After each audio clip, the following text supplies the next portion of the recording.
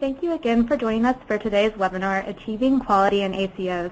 Are they ready to maximize the value of pharmaceuticals in patient care? I will now turn it over to our moderator, MP Chief Science Officer, Dr. Bobby Dubois, for a few housekeeping items and introductions. All righty. Well, welcome to everybody. Good afternoon for those of you on the East Coast and Central Time, and good morning, I guess, still to those of you on the West Coast. We're very excited to have a chance to chat with folks about the work we've been doing, some of which was just recently published and released, some of which we've been sharing with folks and talking about for about a year or so now. We've pulled together a really wonderful group of folks to share with you the information that we would like to today. So I'm Bobby Dubois. I'm the Chief Science Officer at the National Pharmaceutical Council, and I'm going to provide some overview and background information about the project, what are the different phases of it, and what we hope to accomplish with the effort of looking at the role of pharmaceuticals in this new reimbursement performance-based environment. After I sort of kick things off, then we're going to turn to Dr. Jerry Penso. Jerry is the Chief Medical and Quality Officer at the American Medical Group Association. He'll walk us through the framework about how one might conceptualize medications in this kind of new world and new environment. Then we will turn it over to Kimberly Westrich, who is the Director of Health Services Research here at the National Pharmaceutical Council. And Kimberly will walk us through a just recently published survey, self-assessment, audit of whether ACOs are ready to manage medications. There's expectations on what good medication management might look like. We identified 15 or so criteria for what that was, and then we examined 46 ACOs to see how ready they were on the spectrum. And I won't steal the top line or the bottom line, but there's some interesting findings of both what they are able to do and what they're not able to do. And then we will talk and hear from Marv Feldman, who is the Senior Director for Medication Management and Managing Principal for Pharmacy Consulting at Premier. So not only will we get the medical group view of the world, we'll get the institutional view of the world, and Marv will walk us through what we're doing in terms of understanding what individual ACOs are doing that are doing it successfully. How are they doing it? What are they doing? And are there any sort of take-home principles that can be applied elsewhere? So those are the sort of the areas we hope to address in the next hour. The world is as changing as everybody, I suspect, on this webinar appreciates, that we've been very much in a fee-for-service structure where folks think about cost, they think about quality, and often those are de-linked. In a fee-for-service world, if you're responsible for pharmaceuticals, you're often responsible for a budget. And your concerns often around not only just the utilization of medications in a proper fashion, but what your budget says and what the costs are associated with those medications. Ideally, we've always said that medications have an impact on all aspects of medical care and the costs associated with that. But in the fee-for-service world, sometimes those two, albeit theoretically connected, don't actually happen in the real world. As we move to a more bundled payment environment, a performance-based reimbursement environment, an accountable care organization environment, whichever sort of way you would like to look at it, now all of a sudden, rather than sort of cost and quality at times being at each other's throats, now in fact they come together in sort of a yin-yang way of looking at it. And why would that be? Well, because medications, although they are a cost, they may offset costs in some circumstances. In other circumstances, they won't offset costs. Now, medications also are very important in hitting the quality benchmarks around which providers in this new environment will receive bonuses. So all of a sudden now, medications have a potentially different way of thinking about them, and the roles of folks in those organizations may evolve. And that's really what we want to talk about today, is what does that look like in this new world, theoretically, and then very practically, how would you actually go about doing it and optimizing that care. When we began thinking about this a couple years ago, when the ACO movement was just getting started and the Medicare Shared Savings Program was a set of regulations and guidances and nothing much more than that, we began to talk to folks about what they were thinking in the area of medications and accountable care organizations. And what we found a couple of years ago was, although everybody acknowledged that medications are an important piece of the puzzle, they were so worried about all the other things listed here on the slide that they really didn't have the bandwidth or the time to focus on where medications would fit in. And so we came together with the other groups of folks on this call to put together some thoughts in this area, both initially a framework of how to think about it, but then also actual tangible tools of what might be used to improve medication management. So if we now see what ultimately is the goal here is to help accountable care organizations be accountable. And what are they accountable for? Well, they're accountable for the financial targets. So it's the right blend of resource use, medication use, to achieve the optimal sort of outcomes for patients, but also being as efficiently as possible as a user of resources. The second is to meet quality benchmarks. So ACOs are measured by financial metrics as well as clinical metrics, and so medication management, if optimized, would achieve both of those endpoints. So the work that we've been doing, some of which is completed and some of which is in process that you will hear about today, really divides into 4 phases. Phase 1 is a theoretical understanding of where medications fit in, and we're going to hear about that first. The second is, once we had this theoretical framework, people said to us, well, that's all very interesting, but are ACOs able to do that? And we scratched our head and said, well, we're not quite sure. So we put together the self-assessment, the readiness assessment, to actually go out into the field and interact with ACOs and see if, in fact, they are ready to optimally manage medications. Part 3 is anytime you do an assessment or self-assessment or an audit, you find areas of strength and areas of opportunity for improvement, and we found those in spades. So we found lots of different opportunities for improvement, what we're calling those gaps. Well, the last piece of the puzzle then is to figure out what do you do about those gaps. How can you find areas where medication management is not optimal? It could be something like, well, gosh, we can't merge medical and pharmacy data, so we don't really have a big picture of what's going on. Or we don't really know when the patient picks up their medicine or not. Or we don't really know how to identify and let other doctors know that for one of their patients, a different physician actually prescribes something.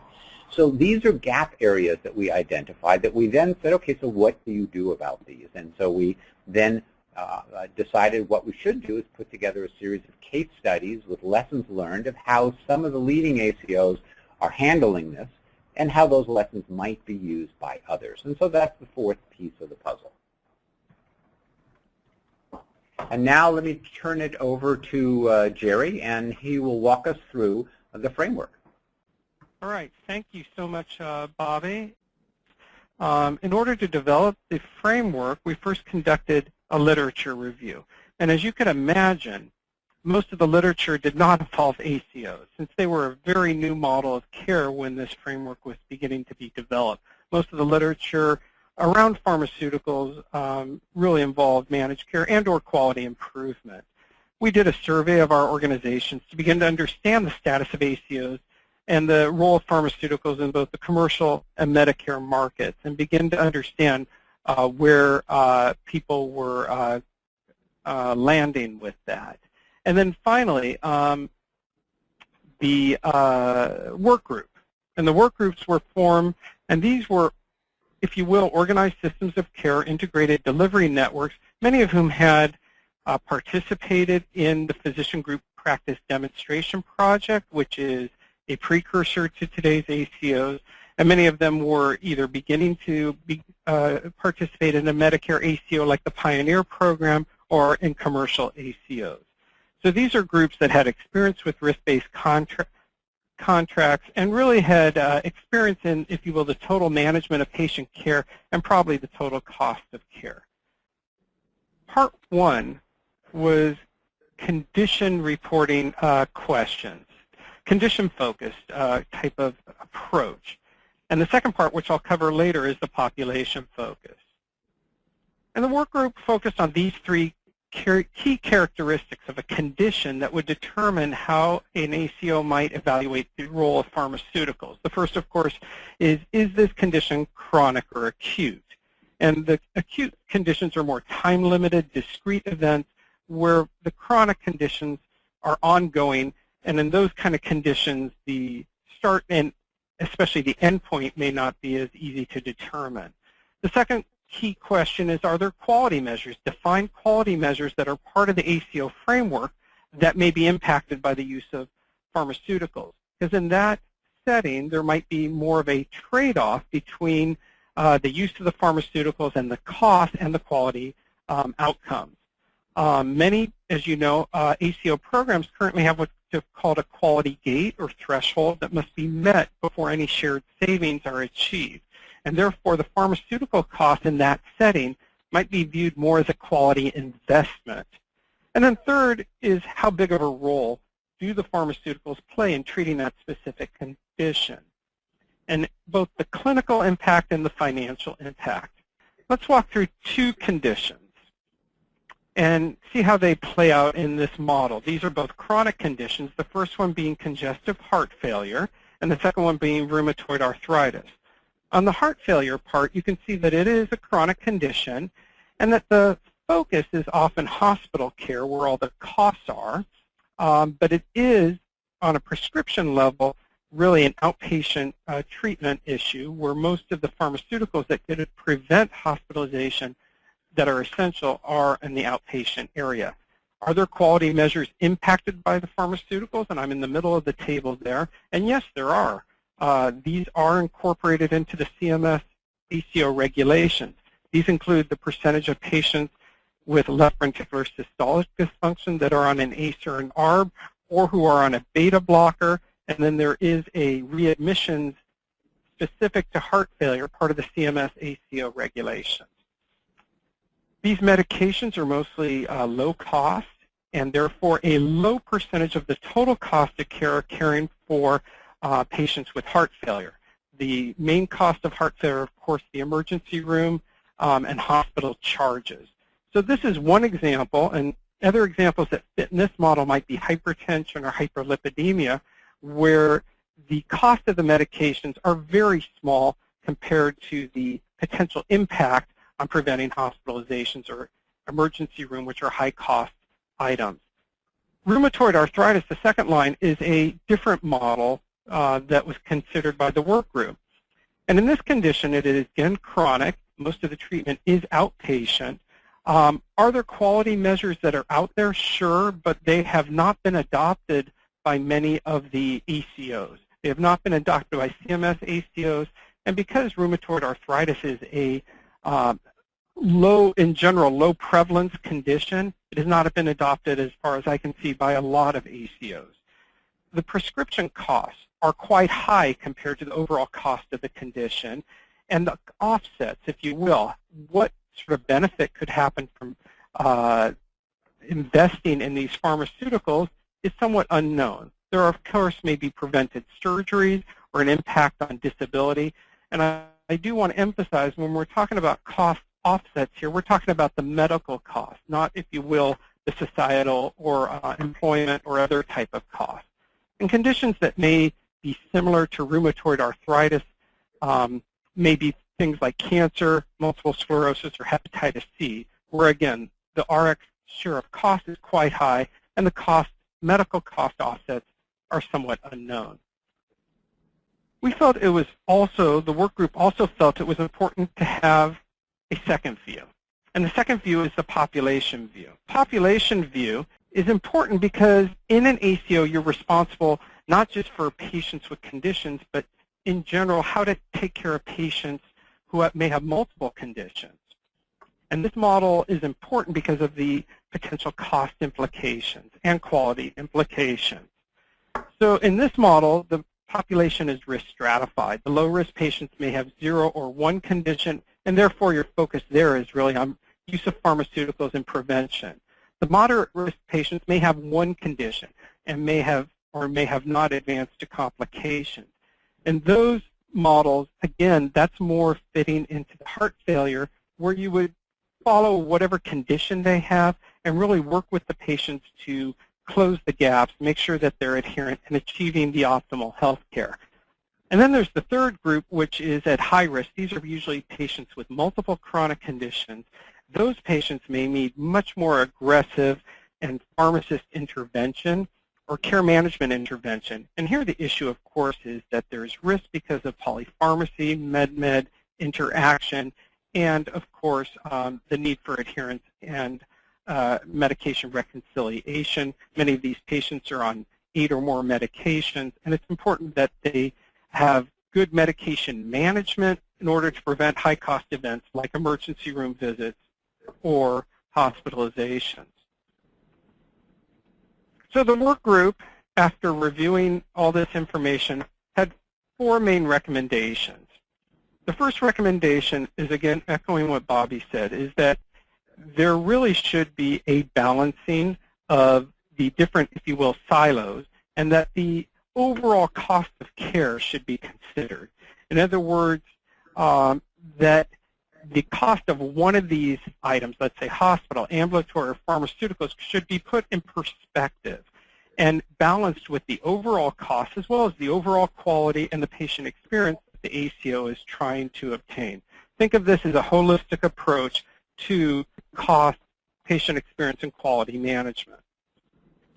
The second recommendation, I think, was made very clear by the framework that one size really does not fit all. Patients may have one condition, but each condition may have a different profile with regards to the pharmaceuticals. And of course, patients may have more than one condition, and it's important there to understand that the role of pharmaceuticals must be tailored to that individual patient's condition.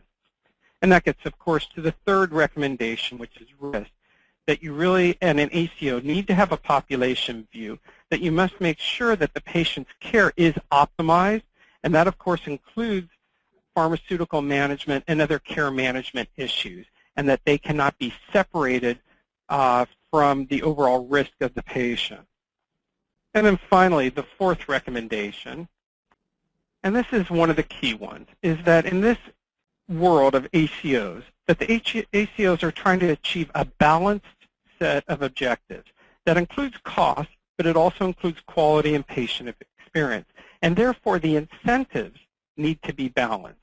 At times, if there are non-balancing metrics, for example, no quality metrics or not really clear patient experience measures for a condition, that the balance may be in favor of the incentives just looking at cost, and that the overall performance of the ACO should be incentivized in a way that maximizes the patient outcomes, both from a cost, quality, and experience standpoint.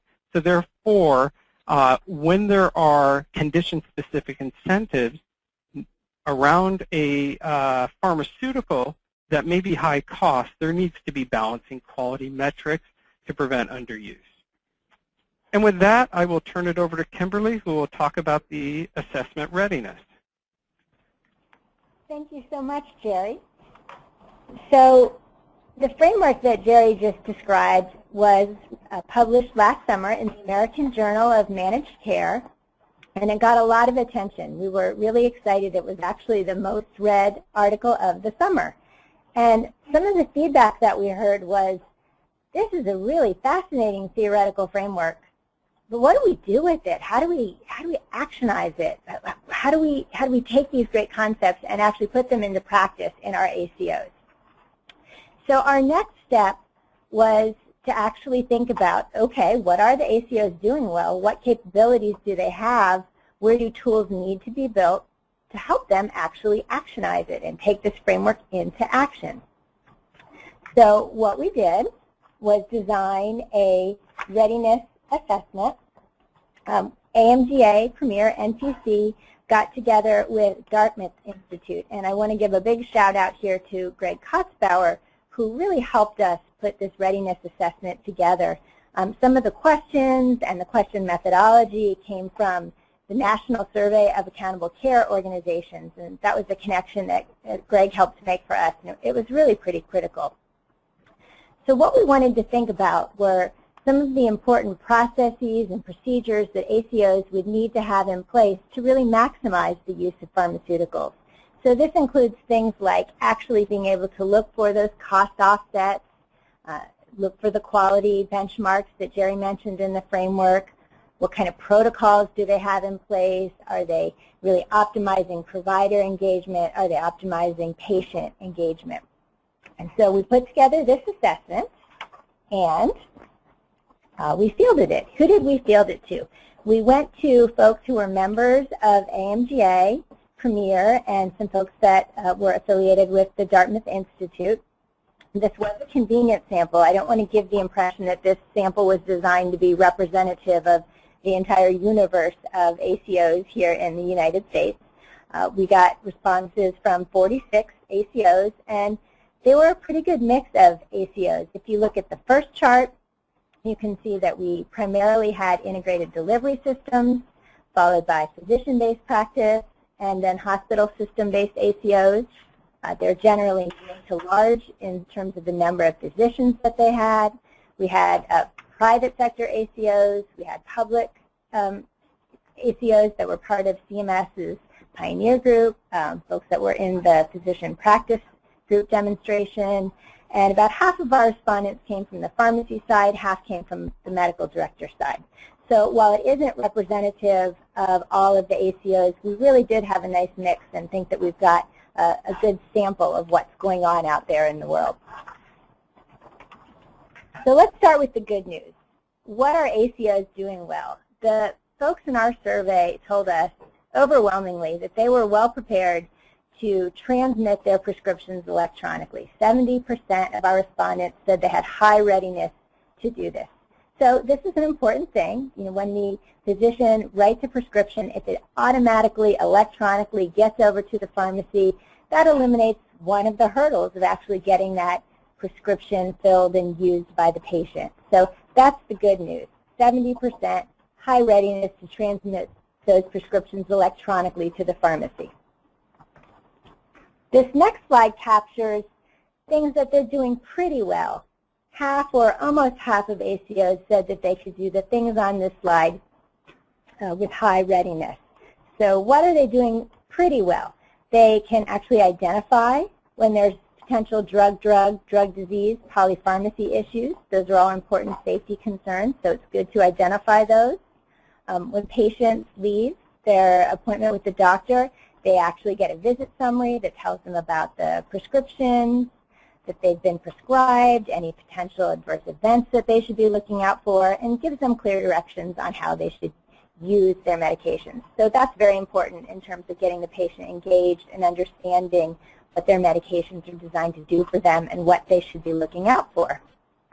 The next thing that they said they were doing pretty well was being able to actually integrate the pharmacy and the medical data into one system.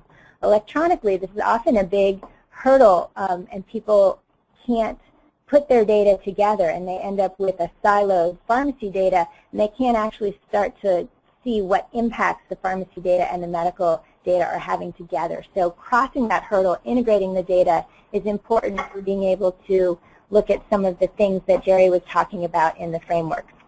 And then finally, half said that they had formularies in place that were able to encourage generic use when it's appropriate. So that's the good news. The next several slides are going to summarize some of the areas where we see room for improvement, and these are the areas that we're really going to focus on when it comes to building tools to help ACOs really optimize the value of medication use. This first slide is one of pretty big concern. If you think about that framework that Jerry presented, where we looked at the role of medications in helping achieve cost offsets, helping achieve quality benchmarks, this slide tells us they're really not ready to do that yet. Only 7% said that they were actually able to quantify the cost offsets of medication use. So that's a really huge area for improvement, an area of concern. The second one, only 22% said that they had quality metrics in place for a diversity of conditions. What does that mean? If you think back to that condition slide that Jerry showed us, rheumatoid arthritis was a condition that doesn't really have a lot of quality metrics in place for it, if any. And there's similar conditions like that, cancer, musculoskeletal, and those types of conditions. There's financial incentives to perhaps control use, and if those quality metrics aren't in place, we don't know that patients are getting appropriate care. So it's really a concern to have the diversity and the right number of quality metrics in place to really make sure that patients are getting optimal care, especially in those conditions where there might be financial incentives to control use. This next slide focuses on care protocols. This is an area, again, where there's room for improvement. Protocols can just tell you that there's evidence-based agreement on how you should be proceeding in certain areas. So clearly they have a role in the ACO world. What did we find out? Most ACOs don't actually have protocols in place to share potential drug-disease, polypharmacy concerns with the patient's care team. So on a prior slide, we saw that they were able to identify some of these concerns, but maybe they can't share it with everybody on a patient's care team. And that's an important thing. Everyone on the patient's team needs to know what's going on. We also found that not very many of them actually had protocols in place to avoid safety concerns like duplicate medications, adverse events. And it's important to have those types of protocols in place to look out for the patient's safety. And the final thing on this slide is an interesting one. Only a third of the ACOs told us that their formularies were synchronized across sites of care. So what does that mean? If you're in the hospital and you get a new prescription and it's a good medication for the condition that you were in there, and then you leave the hospital and that medicine is either not on your outpatient formulary or maybe it is, it's a higher tier, that could be a problem for you continuing on that medication, getting access to that medicine that you need. So having formularies that are synchronized across sites of care can help avoid any interruptions or disruptions in the patient care. So room for improvement for care protocols. The next slide focuses on some issues related to provider engagement. Less than 1/4 of our ACOs told us that clinical pharmacists were directly involved in patient care. This is an issue that Marv's going to talk a little bit more about in his section of the presentation. There's a lot of opportunity for pharmacists in the ACO world. It's one of the case studies that we'll be working on. And let's also talk about prescriptions. On the first slide from this section, we talked about how those electronic prescriptions were generally getting across to the pharmacy. But what else happens to that electronic prescription? We found out that only 20% of the ACOs notified the other doctors on a patient's care team that that prescription was prescribed. So again, everyone on the patient care team needs to know what the medications are being ordered. So that information is not getting out to everyone on the team. We also found out that only 9% were able to actually tell the doctor whether that medication actually got filled. So that's an important thing. You know, not just that it gets to the pharmacy, but does it get filled? Does the patient actually pick it up? And finally, on this slide, only 1/4 of the ACOs were able to alert doctors to any important gaps or any gaps in recommended preventive care. So those are good signals to have to get back to the doctor that the recommended preventive care isn't coming across on the schedule that's recommended.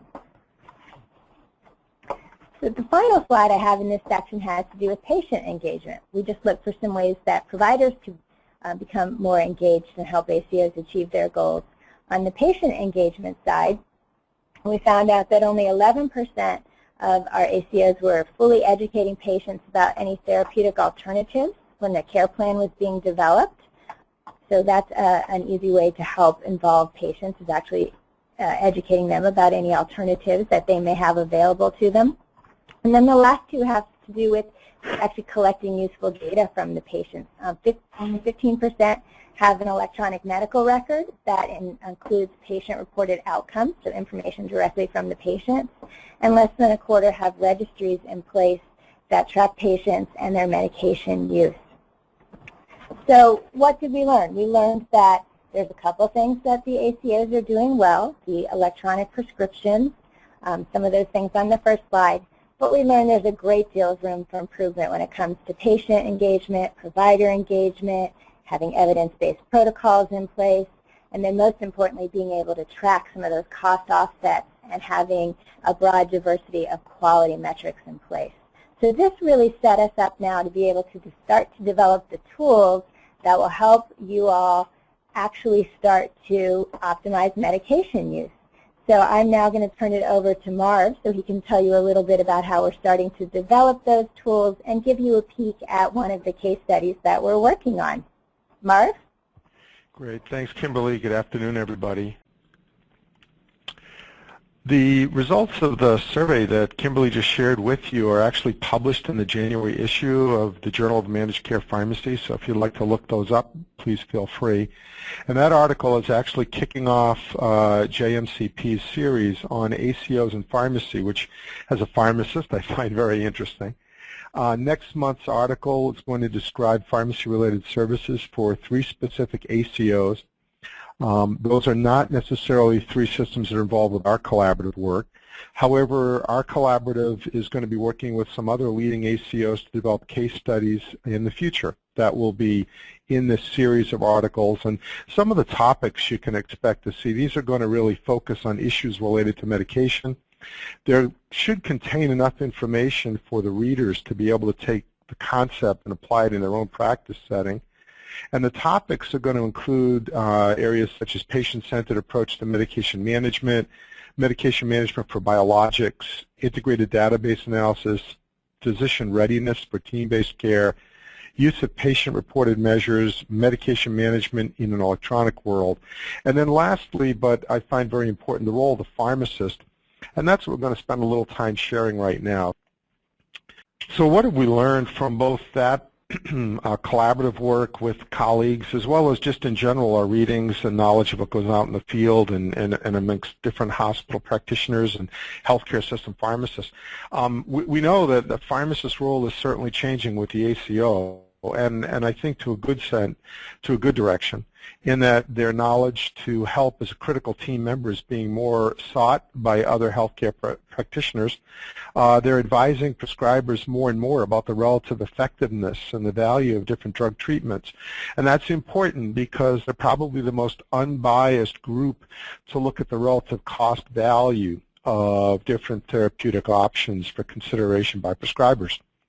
We also know that they're taking a greater responsibility for just the ongoing management of medication therapy and measuring the outcomes. Oftentimes now you look at outcome studies and there's pharmacists that are involved with some of the research work and the analysis and the reporting of how to change and improve and incorporate those findings into actual clinical practice. And part of that is the whole area of care connectivity, or ensuring that the pharmacotherapy that patients get as they move across the healthcare continuum, whether it's acute care or non-acute care, specialty medications, et cetera, that those things are being managed in a more consistent manner. And, you know, unfortunately, you saw earlier some of the slide results to show pharmacists are low involvement, if you will, but we believe it's increasing. Certainly, we know that's what the data seems to support. All ACOs have to ensure that their members are getting the greatest value from the drugs that they take. I mean, this is truly an expense, and some staggering statistics. 32 million Americans take at least 3 or more medications every day. Nearly 75% of Americans report not always taking their medications as they're prescribed. And almost 30% of Americans stop taking their medicine before it runs out. And as we know, clearly many of these prescriptions are labeled to complete before complete the course of therapy, don't stop prematurely. 50% of patients with high blood pressure take, only 50% take their medications as they're prescribed. So, you know, it's pretty apparent that we're spending the dollars, all these ACOs are spending the dollars for the pharmacotherapy for their patients, but we're not necessarily realizing the true value from that investment. One of the things that we're seeing is ACOs are trying to set the stage to ensure that they do gain full value from their medication investment. It's not small. What are they doing? Well, some of the things are to ensure communication is consistent. You've heard earlier in this discussion, one prescriber in one setting may be prescribing a certain medication without really being aware of a similar or different or even a competing medication being prescribed by another healthcare provider. So ensuring that the electronic health record allows different specialists and primary care and other physicians to see what's being prescribed is very important. Also, ACOs are starting to look at the outcomes. They're incorporating the economic analysis. So as we look at an expensive course of therapy, if indeed it's reducing the likelihood of subsequent hospitalization, let's say, for exacerbation of their condition, this is a good thing. But we need to be spending more time and effort trying to value and coordinate and quantify that impact, so we know that the investment, once again, is a sound one. And consistency. Kimberly mentioned this a minute ago. For those of you who perhaps have had the unfortunateness of having to be admitted to a hospital, or family members that have, it's pretty apparent that there's a disconnect. You're on medications for your blood pressure or lipid lowering or diabetes, and you're taking managed care medications prior to admission. And then once you're admitted, it's possible that the acute care hospital has many of those meds. They've selected different agents for inclusion on their formulary. And those meds will all be changed over in terms of formulary management during that short length of stay. And then it's time for discharge. And as you get discharged, not in often, will you go home on the same medications you were admitted on, as well as the ones you were converted to in the hospital. A lot of confusion around this. Hopefully electronic health records will help us decrease that, but just watching a patient run through the continuum of care and the medication changes that occur in the redundancies is pretty interesting and unfortunate. So what are some of the common situations related to drugs where ACOs do spend needless dollars as they care for those covered lives? Well, one that's been around for some time now is stress testing. We have a range of medications to be used when we're doing drug-assisted stress testing, cardiac stress testing, and some of them are very expensive and some of them aren't very expensive. And oftentimes we'll find that the more expensive agent is used on the outpatient stress test simply because the reimbursement is better, when a less expensive agent is used for inpatients because it's less costly. Either of these agents, many of these agents will work, but this is sometimes an example where we make interesting decisions on what drug is selected depending on where the care is actually provided. Another interesting one is that of IV therapy and the prolongation on the acute care side. For many years, physicians and other caregivers would keep patients on IV meds, even though they can be converted over to oral therapy, because there was no place to send them home. They could not send them home for placement, and to keep them in the hospital, they would stay on IV therapy. And then lastly, just the whole concept of providing 90-day therapy for patients ordered right out of the gun, right initially for their therapy, only to find out the patient can't tolerate that medication after the first few doses, and now there's waste, which is a cost that has to be borne by the healthcare system and healthcare in general. So, some of the areas, and there are many others, I'm sure, that people could tally up that have caused needless drug expense to ACOs, and things that when one really looks at the process improvement could be averted or mitigated. So how do we know that pharmacists are being taken more seriously and their role is expanding? A few different markers that we see certainly in pharmacy practice. One, with all there is involved with emergency care, emergency departments, pharmacists more and more are being stationed in that area of the hospital to ensure that the intake of patients and their medication histories are completely accurate, that high-risk patients are recognized, and that their downstream therapies are consistent throughout the rest of their inpatient admission. Similarly, we see pharmacists becoming much more involved with discharge counseling processes, ensuring in some cases that the prescriptions are even filled by that ACO so that they can counsel the patient prior to discharge. Now, there's certainly some revenue issues here, but I think more importantly is the concept that if we can make sure patients take their meds right as they go home, we could possibly also avert some needless 30-day readmissions related to the medications they go home on. And last, med reconciliation, extremely important in terms of coordinating care transitions to make sure that as people move through the continuum, their medications are properly handled, and we're seeing pharmacists get much more involved with this as well. Clearly, if we look at areas that kind of bring all this together, and we look at use the acute care venue, for example, we see pharmacists much more involved with ensuring that the course of antibiotic therapy is correct, and then as they pass from the hospital, it's complete. The patients know things how to manage their therapy, use of spacers, for example, and aerosolized drug management, and their IV to PO streamlining. All these different interventions are things that can, if done properly, decrease readmission rate for pneumonia patients. For example, a moderate risk type patient based on the findings of our collaborative that reported earlier in this discussion. So these are all important. They're important from a cost offset standpoint. They're important from a healthcare standpoint. They take advantage of additional expertise within the health system. And what we're going to do now is I'm going to turn right back to Bobby, and he's going to bring some closure to our discussion, and then I believe also entertain some questions and answers. So, Bobby? Wonderful. Thank you all for the perspectives you've shared on the sort of continuum of developing a framework to assessing readiness, to figuring out the gaps, and then figuring out what to do to plug some of those gaps. We've had a number of wonderful questions come in, and I mean, usually you can guess what questions are going to come in. These are all questions actually that I had not anticipated, and nor has my group, so you're going to get to see people talk right off the top of their head, because these are not ones that we had anticipated, but they're a wonderful question.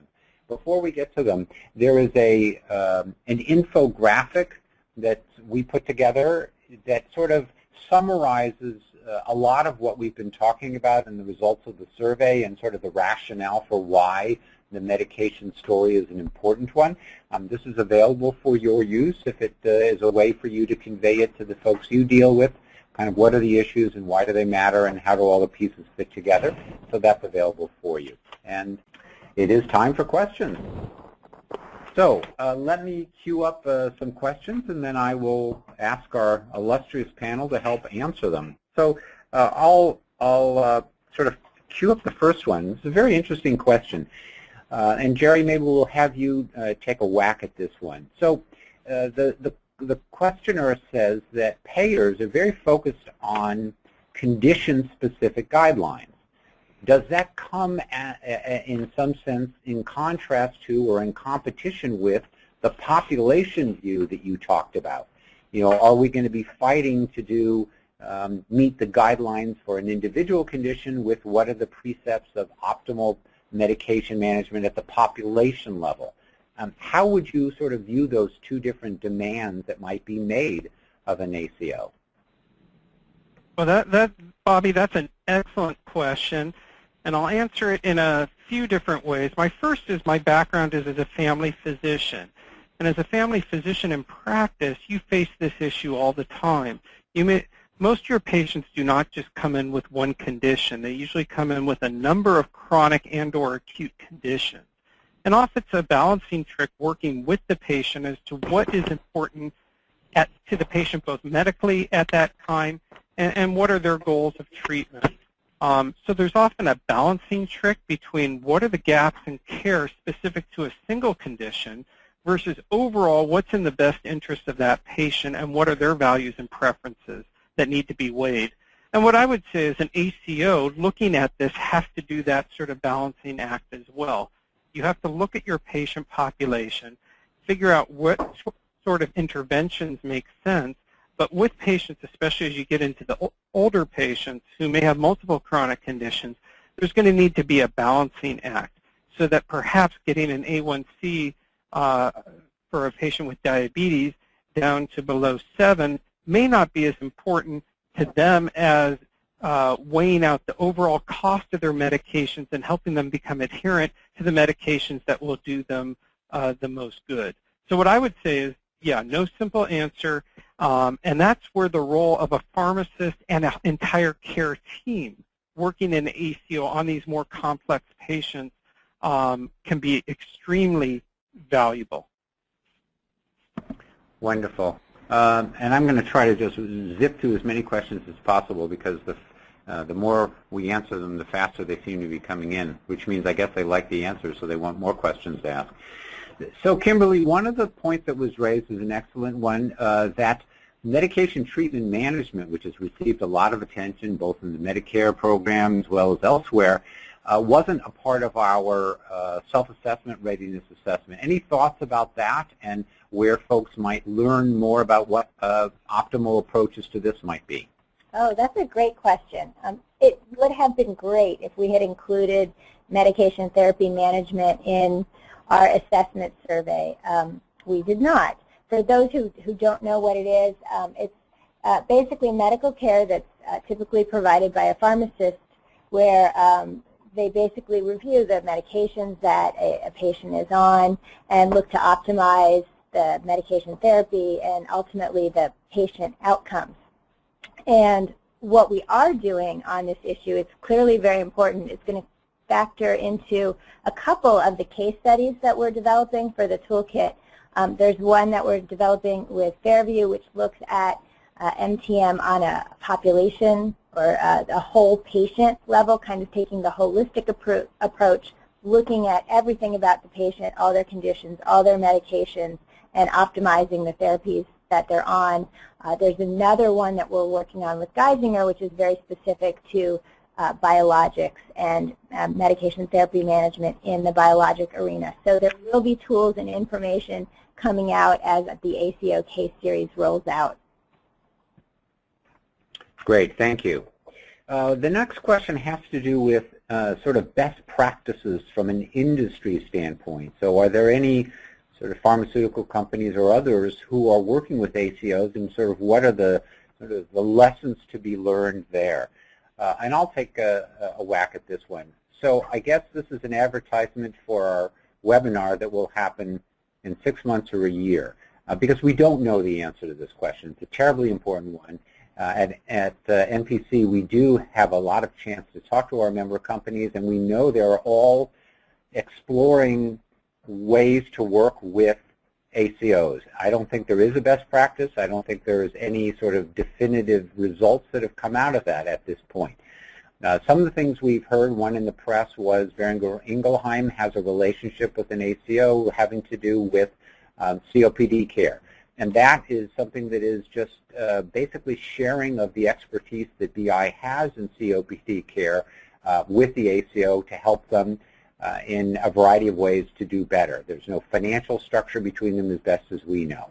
At the other end of the spectrum, a number of industry companies are thinking about looking at and considering risk sharing, going at financial risk based upon the drugs that they offer and the potentially the full episode of care costs. This is something that NPC is thinking about in a sort of general sense, and some individual companies are beginning to explore that as well. A third issue, which is something about can industry reach out to ACOs in the way they reach out to payers. So we know that there's a close interaction between industry folks and payers around their drugs, submitting dossiers to them for review, and then contract negotiations may come out of that. One of the things that is uncertain is FDAMA 114, one of the sort of regulations that guides what industry can and can't do, speaks about payers.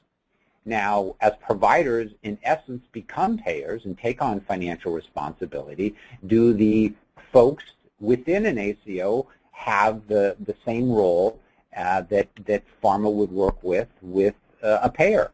Or is it not okay to reach out and share that type of information that would be shared with payers with provider entities like this? And that's sort of an unanswered question, and hopefully there'll be some sort of guidance forthcoming for that. Marv, let me turn the next question over to you. And this one is around sort of what Premier is or isn't doing or is thinking about doing or might possibly do, having to do with value-based contracts. So the questioner asks, are you helping your member groups assure that the drugs with the best clinical outcomes and the best overall total costs are ones that get contracted for within your environment. Are you facilitating those type of contracts?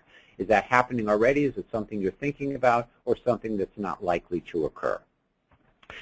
Well, thanks, Bobby. That's a great question. The short answer is sure. We're trying to ensure that our members get every bit of opportunity they can, and they truly understand how to live within the value-based contracting world that we're in, and will intensify. So to the extent we can help, whether it's negotiate or participate or bring members to those sorts of situations, we do that. Our members certainly are looking to make sure that those things are helpful and are truly going to be of value to them. So some of our role becomes trying to sort through that first, sort of evaluate what's being proposed, and then bring that forward to the member with a thought of this may be helpful or not, and then try and source who the best members might be that would participate in something like that.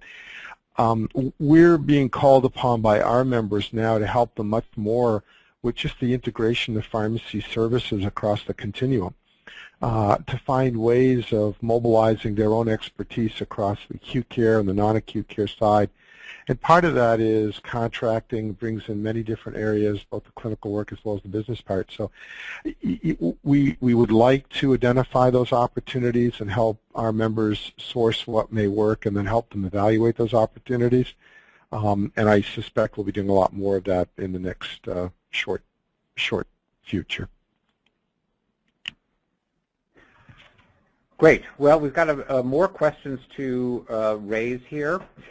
One of the questions has to do with comparative effectiveness research, and the questioner raises the point of, will CER be useful in understanding the cost, quality, total episode of care, financial issues, comparing drugs to devices to surgery?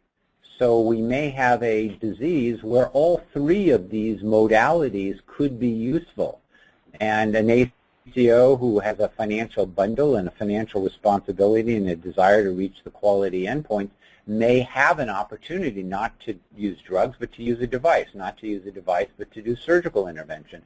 The questioner raises, is CER an area where answers and guidance will be forthcoming? And I think it is a very likely area of research. We know that PCORI, with its $500 million of funding each year, is very much focused on comparative assessments.